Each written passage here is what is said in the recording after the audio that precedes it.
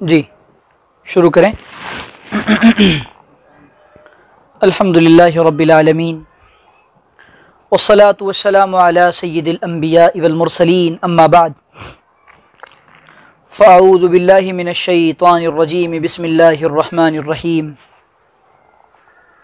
मन अमिल सालिहम मिन ज़करिन औ उन्सा व हुवा मुमिनुन फलनुहयियन्नहु हयातन तय्यिबा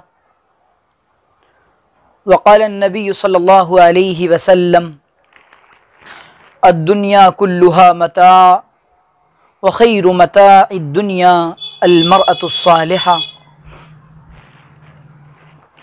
सुब्हान रब्बिक रब्बिल इज़्ज़ति अम्मा यसिफून व सलामुन अलल मुरसलीन वल्हम्दुलिल्लाहि रब्बिल आलमीन।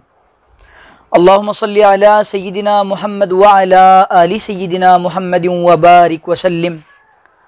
अल्लाहुम्मा सल्लि अला सय्यिदिना मुहम्मद व अला आलि सय्यिदिना मुहम्मद फ़ी अव्वलि कलामिना व औसति कलामिना व आखिरी कलामिना।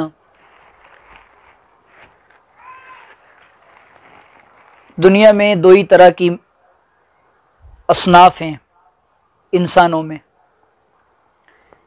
या तो मर्द हैं या औरतें हैं। अल्लाह ताला ने औरत और मर्द इन दोनों को बनाया है, और मर्द के ज़रिए से अल्लाह ताला ने औरत की तख्लीक फरमाई है, लेकिन औरत को मकाम अल्लाह ताला ने बहुत बुलंद दिया है।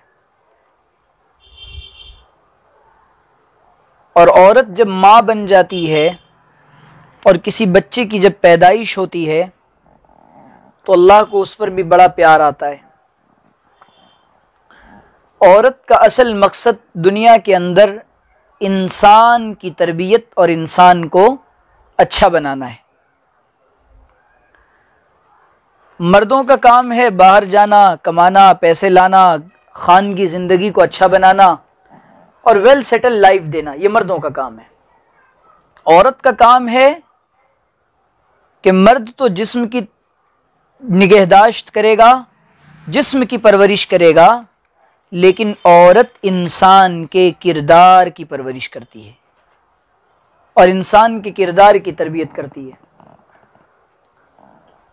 अगर दुनिया के अंदर दो लोग सुधर जाएं तो पूरा माशरा सुधर जाएगा। मर्द सुधर जाएं और औरतें सुधर जाएं, शौहर सुधर जाए और बीवी सुधर जाए, माँ सुधर जाए और अब्बा सुधर जाएं। पता ये चला कि औरत के सुधर जाने से सारा मुआशरा सुधर जाएगा। अगर औरतों को दीन का शऊर ना हो और दीन की फिक्रें ना हो तो आने वाली नस्ल भी फिर दीनदार नहीं बन सकती। इसीलिए कहते हैं कि बच्चे, माँ की गोद बच्चे का पहला मदरसा होता है। अभी बच्चा पैदा हुआ, अब इस माँ की गोद में जाने के बाद ये माँ की आदात को, अतवार को, एक्टिविटीज़ को बच्चा अपनी निगाहों के सामने देख रहा है, कैच कर रहा है।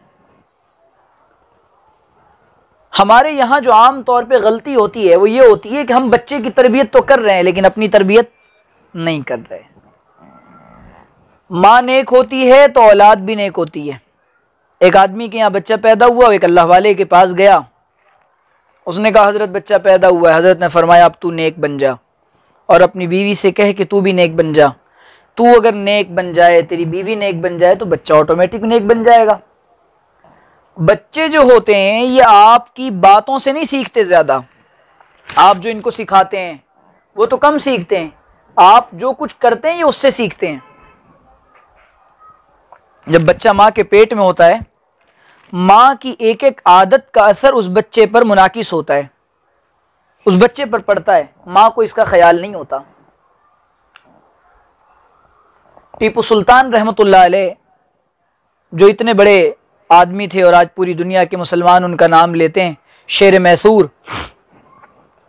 मैसूर के उस शेर ने जब बहादुरी के कारनामे अंजाम दिए और बहुत सारी खिदमात की तो माँ को मालूम हुआ, तो माँ ने कोई ताज्जुब का इजहार नहीं किया, बल्कि उनकी माँ कहने लगी कि अगर टीपू का यह हाल है तो मैंने टीपू को जब भी दूध पिलाया है तो बावुजू पिलाया है।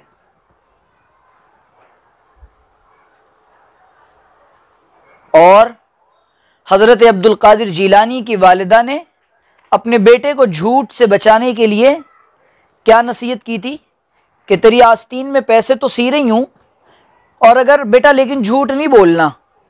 उस ज़माने में डाकू लुटेरे आते थे। बच्चे ने कहा कि मेरे पास 40 दीनार हैं या 40 जो भी हैं, जो भी करेंसी चलती उस ज़माने में। बच्चे ने कहा कि 40 हैं। अच्छा, डाकू ने कहना ये बच्चा मजाक उड़ाने लगे, मैं सच कह रहा हूँ। सरदार के पास ले गए, बेटा तूने छुपाया क्यों नहीं, बता क्यों रहा है? अम्मा ने नसीहत की थी कुछ भी हो जाए बेटा झूठ नहीं बोलना। अम्मा की नसीहत याद आ गई तो पैसे ही तो जाएंगे लेकिन झूठ बोलकर ईमान नहीं जाने दूंगा। डाकुओं के सरदारों ने कहा जब बच्चा अपनी माँ की नसीहत का इस कदर ख्याल करता है, हम अपने अल्लाह का ख्याल क्यों नहीं करते? डाकुओं ने फौरन तौबा कर ली। मोइनुद्दीन चिश्ती अजमेरी, जो चिश्ती अजमेरी बने, किस बात ने मोइनुद्दीन अजमेरी को ख्वाजा हिंद बनाया था? माँ की तरबियत ने और माँ के किरदार ने। बायजीद बुस्तामी को बायजीद बस्तामी किसने बनाया था कि जो अपने घर को छोड़कर दूर दराज दीन के लिए जा रहे हैं? वो माँ की तरबियत और माँ के किरदार और माँ की कुर्बानियों और माँ की दुआओं और माँ की तहज्जुद की दुआओं ने बनाया था। हजरत साबिर कलियरी को अगर किसी ने तड़प दी थी और किसी ने अल्लाह से लौ लगाया था तो माँ ने कि बेटा जो मांगना वो अल्लाह ताला से मांगना। तो औरत के हाथ में नस्लों की तामीर का मिशन अल्लाह ने दिया है। आज क्यों गोदें सूनी हो गईं, क्यों गोदें वीरान हो गईं? ऐसे लाल क्यों नहीं पैदा हो रहे? माओं को अपनी तरबियत का ख्याल नहीं है। हमारी नमाजें जा रही हैं और अल्लाह ताला का साफ ऐलान है, या अय्युहल्लज़ीना आमनू क़ू अनफुसकुम व अहलीकुम नारा। ए ईमान वालो, मर्दों तुम भी सुनो, औरतों तुम भी सुनो कि तुम एक काम करो, अपनी और अपने अहल अयाल को जहन्नम की आग से बचाओ। फजर के वक्त में हम तो उठ जा रहे हैं, बच्चा सोया पड़ा है, उसको कह रहे ठंड लग रही होगी तो चादर उड़ा दिया। बाप जा रहा है मस्जिद की तरफ, माँ भी उठ के नमाज पढ़ी है, बच्चे को नहीं उठाया। तो हमारी तरजीहात और हमारी तमन्नाएं बिल्कुल बदल चुकी हैं। सुबह रात को जल्दी सुला रहे हैं, बेटा सो जाओ सो जाओ, सुबह स्कूल जाना है, 7 बजे का तुम्हारा स्कूल है, लेकिन बच्चा बेटा सो जाओ सो जाओ, सुबह उठकर फजर पढ़ना, ये नीयत नहीं है। तरजीहात का फ़र्क आने की वजह से बच्चे बिगड़ते जा रहे हैं। बेटियों को कहा जा रहा है कि बेटी अपनी चाल चलन को अच्छा बना, कि जब तू जाएगी ससुराल में तो तेरी तारीफ हो, तेरे माँ बाप की तारीफ हो। यूँ नहीं कहा जा रहा कि बेटी अपने किरदार को हज़रत आयशा और हज़रत फ़ातिमा की तरह पाक दामन बना कि उनके लिए कुरान उतरता था और अल्लाह उनसे राज़ी होता था। बेटी जब तू आयशा और फ़ातिमा रज़ी अल्लाह अन्हुमा की तरह अपने किरदार को बनाएगी तो अल्लाह ताला तुझसे भी राज़ी होगा और हमसे भी राज़ी होगा। तरजीहात के बदलने से ज़माने में बिगाड़ आ गया, नीयतों के फतूर से ज़माने में बिगाड़ आ गया। बेटियों की तरबियत नहीं की जा रही है। आज सैकड़ों बेटियां माँ की जो बागी बन रही हैं। रिवायात में आता तलिदल अमतु रब्बतहा, कि जब कुर्ब क़यामत से पहले सहाबा ने पूछा क़यामत कब आएगी? कि जब बेटियां नाफरमान हो जाएं और अपनी माँओं से ज़बान दराजी करें, और जब बेटियां खादिमा अपनी आका को जने, अपनी मालिकिन को जने, यानी ऊपर आए, ऊपर अपने हुक्म चलाए माँ के ऊपर। बेटियों के अंदर सुस्ती का मिजाज आ रहा है, माँ बाप को फिक्र नहीं। असल तरबियत में किरदार माँ का किरदार हुआ करता है। अगर माँ अच्छी हो जाए तो घराना पूरा अच्छा हो जाता है। कितने बेशुमार वाक़यात हैं ऐसे कि जिसने माँ को अगर फिक्र हुई कि मेरा बेटा और मेरी बेटी ये दीनदार बन जाए तो अल्लाह ताला ने उनके घरों को और उनको कैसा नवाजा है। वो भी क्या बेटी होगी। आप तसव्वुर करें कि हज़रत उमर रात को निकल रहे हैं खबरगिरी के लिए। कहाँ जा रहे हैं हज़रत उमर? लोगों की खैरियत पूछने जा रहे हैं। ज़रा लोगों के अहवाल तो मालूम करें।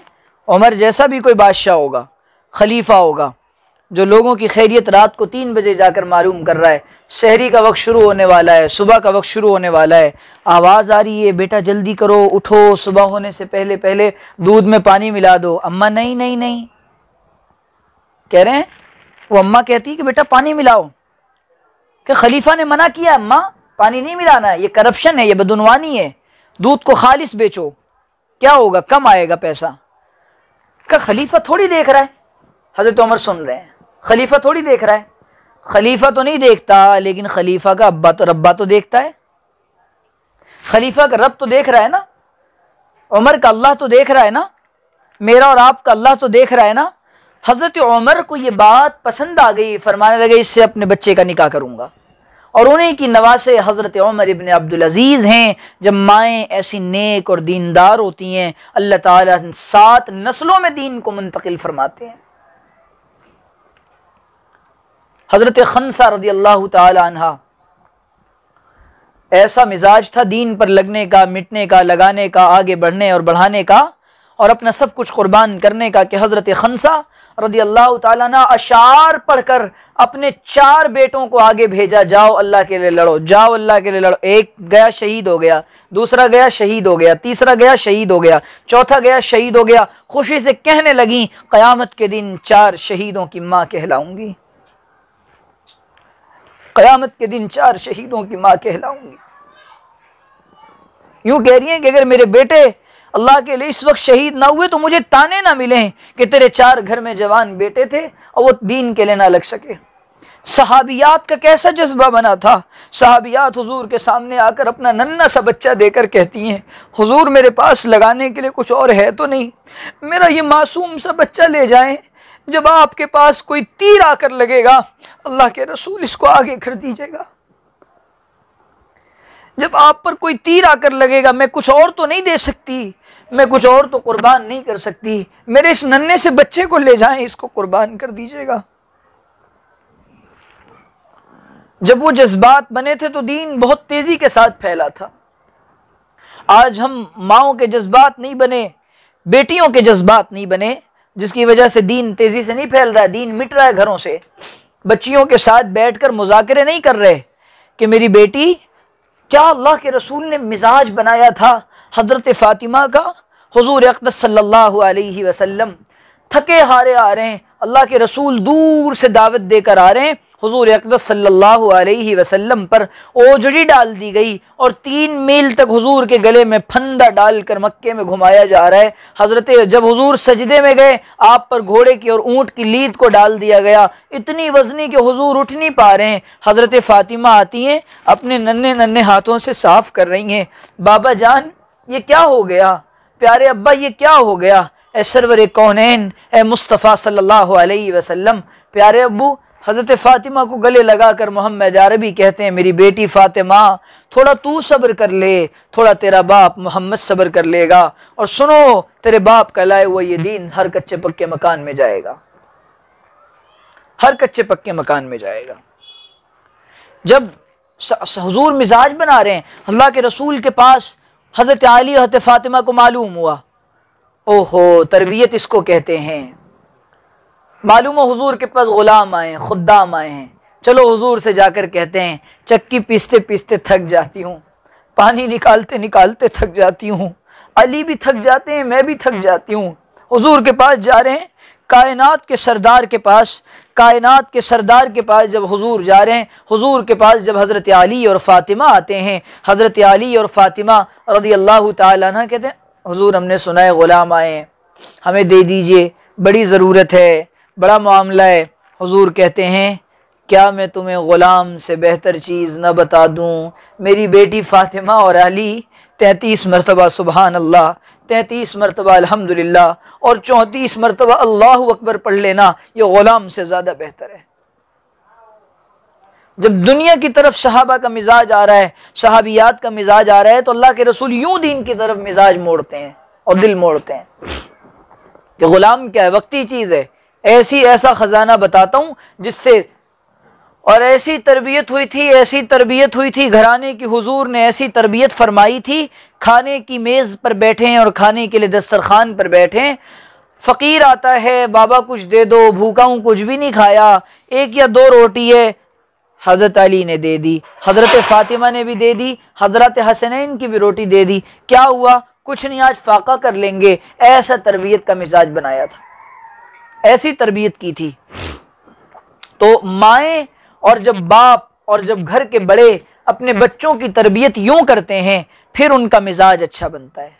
उन बच्चियों को साफ ये कहो कि मेरी बेटी, तुम किसी के घर की इज्जत हो, तुम हमारे घर की इज्जत हो, तुम्हें कहीं जाना है, तुम्हें कहीं जाना है, तुम्हें किसी के घर की इज्जत बनना है, तुम्हारा काम नस्लों की तरबियत करना है, तुम्हारा काम माशरे को अच्छा इंसान और अच्छा फर्द देना है, जिसके जरिए से लोगों को नफा पहुंचे, जिसको देखकर लोगों को अल्लाह याद आए, जिसे देखकर लोगों को अल्लाह याद आए, ऐसा बच्चा देना है। उसके लिए ये तब होगा जब माएँ अपने ऊपर ध्यान दें।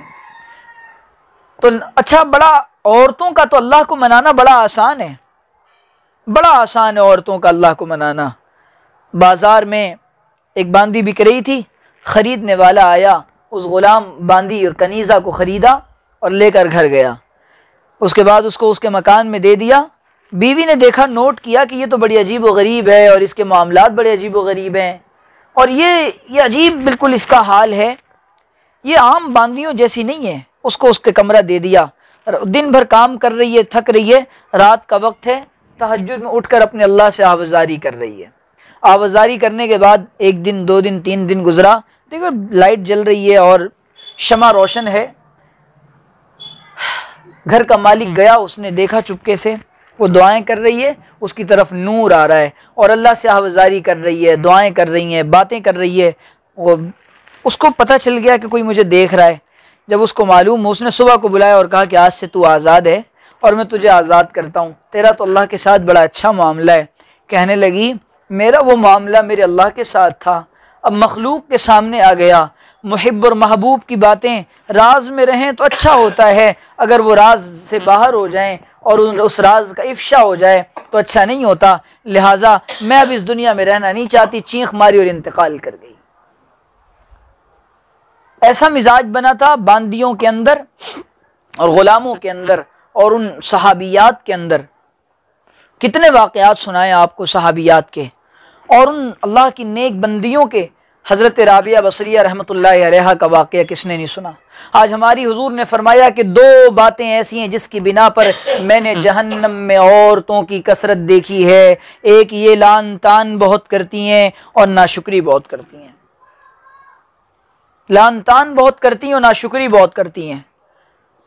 और हुजूर ने फरमाया कि सारी जिंदगी शौहर कमा कमा के दे रहा है, जेवर भी बना दिए, घर भी बना दिया, सब कुछ कर दिया, अब जनाब कोई तकलीफ पहुंच गई तो बुखारी के अल्फाज हैं, मा राई तो खैरम मिन का अहदन कत्तु।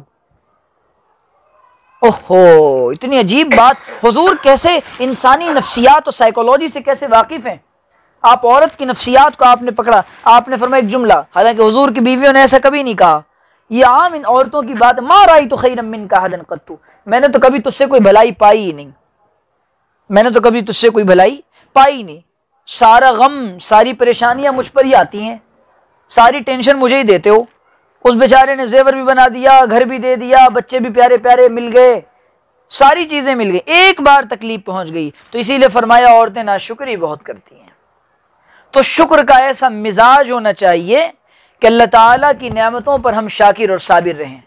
जो नेमतें अल्लाह हमें दे रहा है, नाशुक्री वो करेगा जो इस नेमत का अपने आप को हकदार समझेगा और इससे ज्यादा का अपने आप को हकदार समझेगा।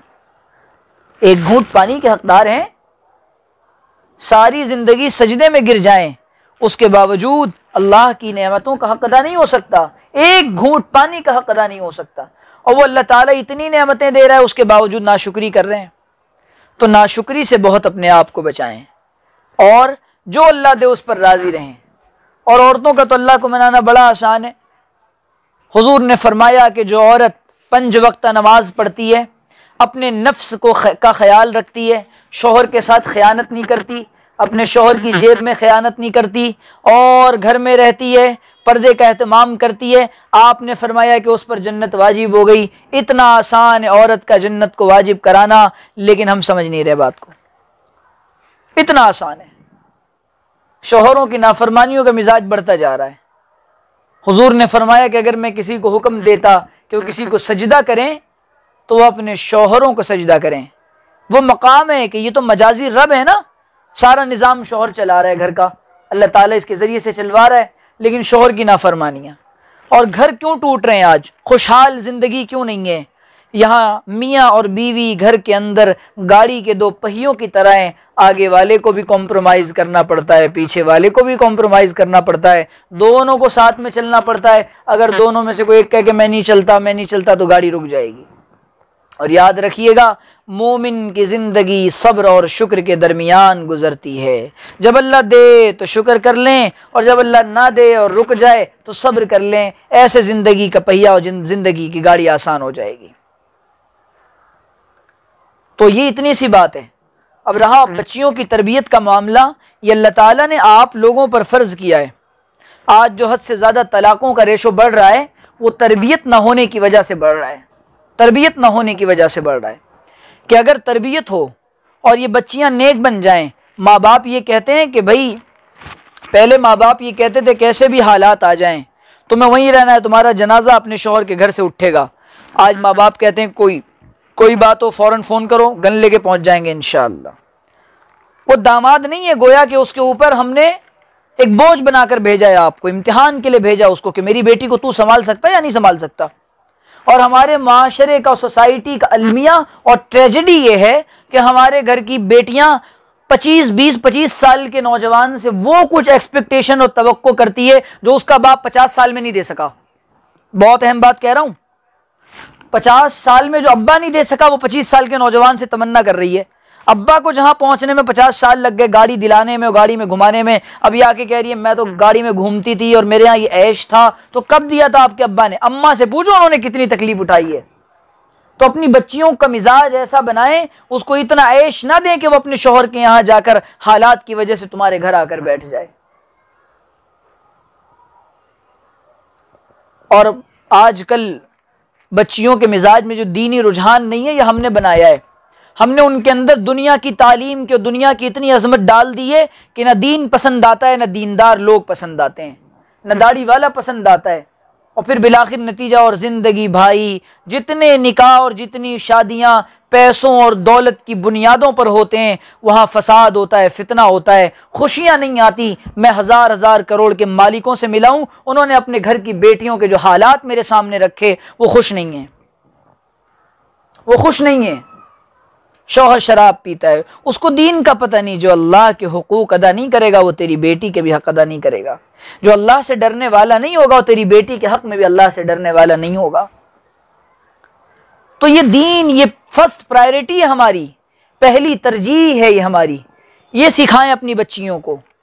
5 वक्ता नमाजों की निगरानी या आपके जिम्मे है, पर्दे की पाबंदी या आपके जिम्मे है, उसके लिबास पर निगरानी या आपके जिम्मे है, वो किन सहेलियों के साथ और फ्रेंड सर्कल उसका कैसा है या आपके जिम्मे है, स्कूल और क्लासेस में बच्ची किसके साथ कहाँ क्या करती है, कैसे रहती है, क्या उसका आव भाव ताव क्या है, वो आपके जिम्मे है।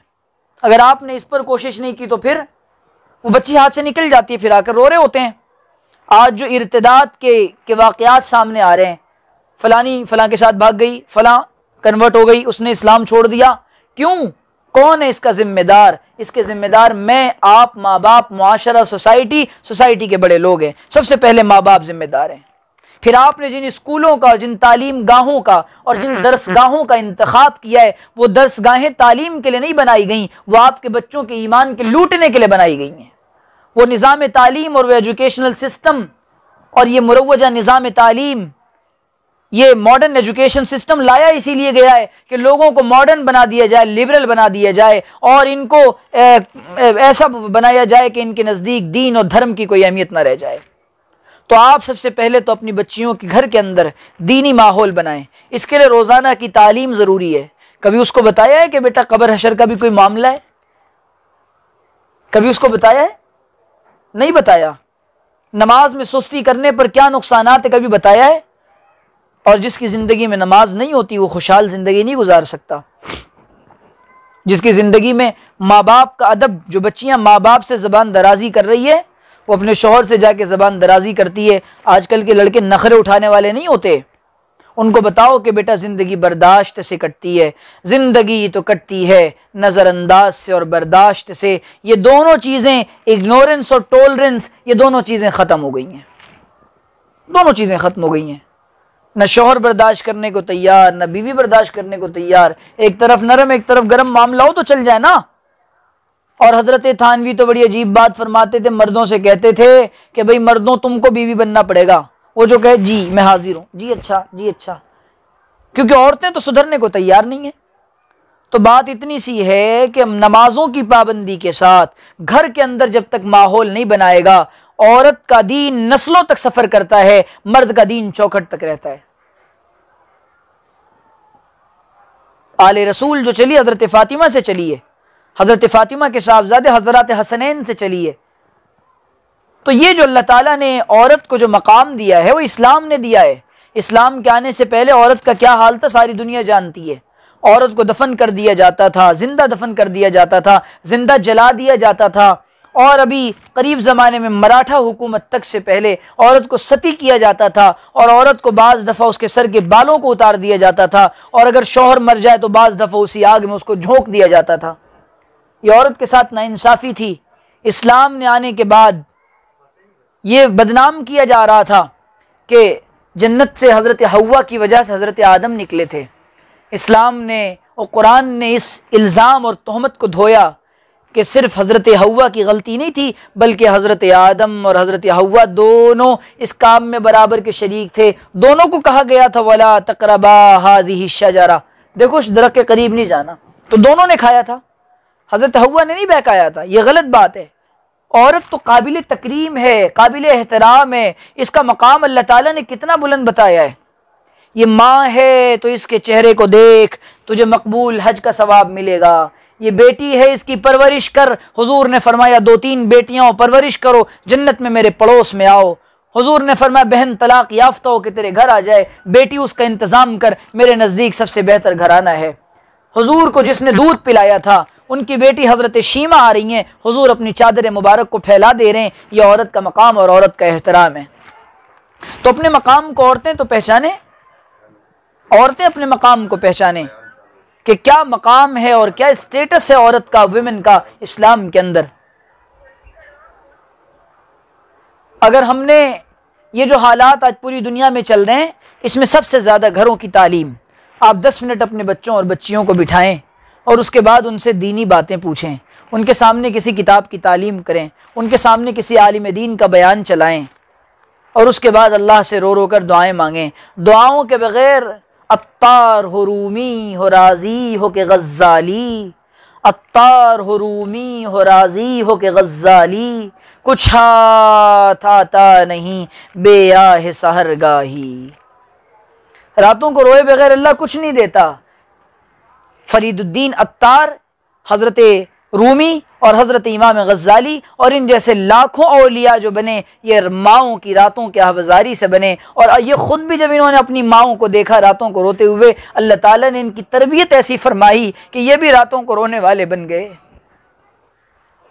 इसी ज़माने के एक बहुत बड़े बुजुर्ग में फरमाते हैं, मैं रात को उठता, मैं देखता मेरी अम्मा रो रही हैं और दुआएं कर रही हैं मेरा नाम ले लेकर, तो मैं कह रहा हूँ मुझे खुशी होती थी। तो जब माँ बाप ये फ़िक्र करते हैं, ये तमन्ना करते हैं और ये अपने दिल की आरज़ुओं को नेक बनाते हैं, तो अल्लाह ताला फिर उनको और उनकी नस्लों को ऐसी तौफ़ीक़ अता फ़रमाता है।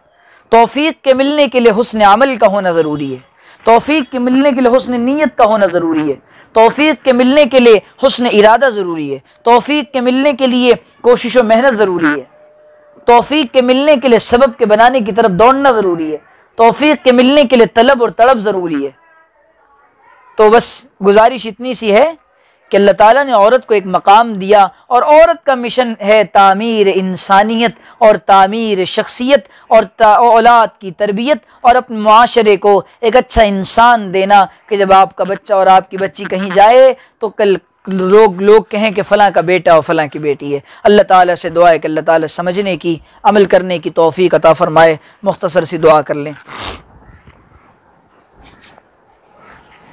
अल्हम्दुलिल्लाहि रब्बिल आलमीन वस्सलातु वस्सलामु अला सय्यिदिल अंबियाइ वल मुरसलीन रब्बना आतिना फिद दुनिया हसना व फिल आखिरति हसना व क़िना अज़ाबन्नार रब्बना ज़लमना अनफुसना व इल्लम तग़फिर लना व तरहमना लनकूनन्ना मिनल खासिरीन अल्लाहुम्मा ला मानिअ लिमा आतैत व ला मुअतिय लिमा मनअत व ला यनफ़उ ज़ल जद्दि मिनकल जद्द अल्लाहुम्मा इन्ना नस्अलुका इल्मन नाफ़िआ व रिज़्क़न वासिआ व शिफ़ाअम मिन कुल्लि दा व अमलन मुतक़ब्बला अल्लाहुम्मा इन्ना नजअलुका फ़ी नुहूरिहिम व नऊज़ु बिका मिन शुरूरिहिम अल्लाहुम्मा इन्ना नस्अलुका इल्मन नाफ़िआ अल्लाहुम्मा इन्ना नस्अलुकल जन्नह व नऊज़ु बिका मिनन नार व नऊज़ु बिका मिनन नार या अज़ीज़ु या गफ़्फ़ार रब्बना इग़फ़िर लना व लिइख़वानिना अल्लज़ीना सबक़ूना बिल ईमान अल्लाहुम्मा इग़फ़िर लना व लिल मुअमिनीना वल मुअमिनात वल मुस्लिमीना वल मुस्लिमात वल मुस्लिमीना वल मुस्लिमात।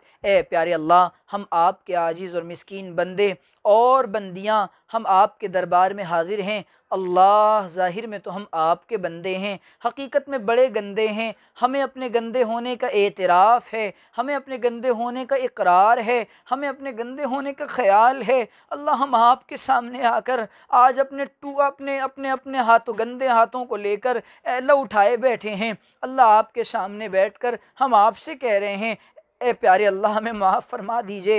ए प्यारे अल्लाह, हमें माफ़ फरमा दीजिए। दरगुज़र का, अफ़्व का, आफ़ियत का, फ़ज़ल का, युस्र का, आसानी का मामला फ़रमा दीजिए। अल्लाह, हमने आपको बहुत नाराज़ किया है। अल्लाह, हमने आपको बहुत नाराज़ किया है। आज राज़ी करने आए हैं। अल्लाह, राज़ी हो जाइए। अल्लाह, राज़ी हो जाइए। ए मालिकुल मुल्क, ए दुनिया के बादशाह, ए हमको बनाने वाले, ए कायनात को बनाने वाले, ए बहुत प्यारे अल्लाह, ए हमारे एक लौते अल्लाह, ए हमारे एक लौते अल्लाह, ए बहुत करम करने वाले अल्लाह, ए बहुत सोने अल्लाह, ए बहुत प्यारे अल्लाह, आप हमको जानते हैं, हम आपके बहुत कमज़ोर बंदे हैं। अल्लाह, हम कुछ भी कोशिश करें, हमारे काम हमारी इरादों से नहीं बनते, आपके करने से बनते हैं। हम बहुत माज़ूर और मजबूर बंदे हैं। ए अल्लाह, आप हम पर फ़ज़ल फ़रमा दीजिए। ए अल्लाह, तमाम मर्दों औरतों को कबूल फ़रमा लीजिए। ए अल्लाह, जो माएँ बहनें सुन रही हैं, इन सब औरतों बहनों को कबूल फ़रमा लीजिए। इन सब बहनों को कबूल फ़रमा लीजिए। इनकी नस्लों को कबूल फ़रमा लीजिए।